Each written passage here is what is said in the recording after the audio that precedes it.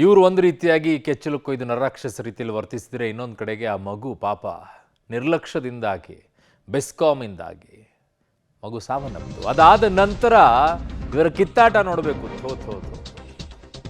ವಿದ್ಯುತ್ ಸ್ಪರ್ಶಿಸಿ ಬಾಲಕ ಸಾವನ್ನಪ್ಪಿರುವಂಥ ಪ್ರಕರಣ ಇದೆಯಲ್ಲ, ಕುಟುಂಬಸ್ಥರಿಗೆ ಬಾಲಕನ ಮೃತದೇಹವನ್ನು ಹಸ್ತಾಂತರವನ್ನು ಮಾಡಿದ್ದಾರೆ. ಮಗನ ಮೃತದೇಹವನ್ನು ಕಂಡು ತಾಯಿ ಗೋಳಾಟವನ್ನ ಮಾಡಿದ್ದಾರೆ.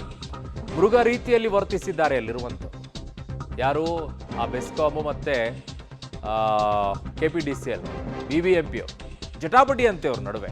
ಹೈಟೆನ್ಷನ್ ವೈರ್ KPDCL ಸೇರುತ್ತೆ ಅಂತ ಬೆಸ್ಕಾಮ್ ಹೇಳುತ್ತಂತೆ. ಹೈಟೆನ್ಷನ್ ವೈರ್ ಇದ್ರೂ ಕೂಡ ಕಟ್ಟಡ ನಿರ್ಮಾಣಕ್ಕೆ BBMP ಅನುಮತಿ ಇತ್ತ ಅಂತ ಕೇಳುತ್ತಂತೆ.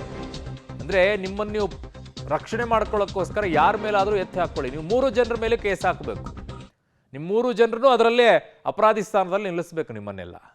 ಏನ್ರಿ ನಿಮ್ಗೆ ಏನು ಅನ್ಸಲ್ವೇನ್ರಿ? ನನ್ನ ಸಹೋದ್ಯೋಗಿ ರಾಘು ಮರಿಸ್ವಾಮಿ ನನ್ನ ಸಂಪರ್ಕಕ್ಕೆ ಸಿಗ್ತಾ ಇದ್ದಾರೆ. ರಾಘು, ಕೊನೆಗೂ ಕೂಡ ಬುದ್ಧಿ ಬಂತ? ಪಬ್ಲಿಕ್ ಟಿವಿ ನಿರಂತರ ವರದಿ ಮಾಡಿದ ನಂತರ ಪೊಲೀಸರು ಎದ್ನೋ ಬಿದ್ನೋ ಅಂತ ಬಂದು FIR ಕೊಟ್ಟು ಮರಣೋತ್ತರ ಪರೀಕ್ಷೆ ಮಾಡಿ ಕೊನೆಗೂ ಮೃತದೇಹವನ್ನು ಕುಟುಂಬಕ್ಕೆ ಹಸ್ತಾಂತರ ಮಾಡಿದ್ರ ಅಂತ?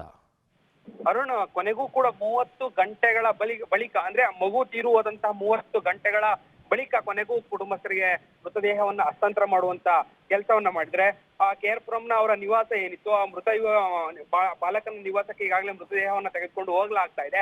ಅಲ್ಲೂ ಕೂಡ ಸದ್ಯಕ್ಕೆ ಇವತ್ತು ನಾವು ಯಾರು ಕೂಡ ಅಂತ್ಯಕ್ರಿಯೆ ಮಾಡೋದಿಲ್ಲ ಅನ್ನುವಂತ ಪಟ್ಟನ್ನ ಕುಟುಂಬಸ್ಥರು ಕೂಡ ಮುಂದುವರಿಸಿದ್ದಾರೆ. ಕಾರಣ ಇಷ್ಟೇ, ತಮಗೆ ಸಂಬಂಧಪಟ್ಟಂತೆ ಅಂದ್ರೆ ಘಟನೆಗೆ ಸಂಬಂಧಪಟ್ಟಂತಹ ಪರಿಹಾರ ಇನ್ನೂ ಸಿಕ್ಕಿಲ್ಲ, ಜೊತೆಗೆ ಮುಂದೆ ಹೇಗೆ ಎನ್ನುವಂಥದ್ದು ಇನ್ನೂ ಕೂಡ ಗೊತ್ತಿಲ್ಲ. ಸೊ ಆ ಕಾರಣಕ್ಕಾಗಿ ನಾವು ಯಾವುದೇ ಕಾರಣಕ್ಕೂ ಈ ಮಗುವಿನ ಅಂತ್ಯಕ್ರಿಯೆಯನ್ನ ಮಾಡೋದಿಲ್ಲ ಅನ್ನುವಂತ ಪಟ್ಟನ್ನ ಹಿಡಿದಿದ್ದಾರೆ.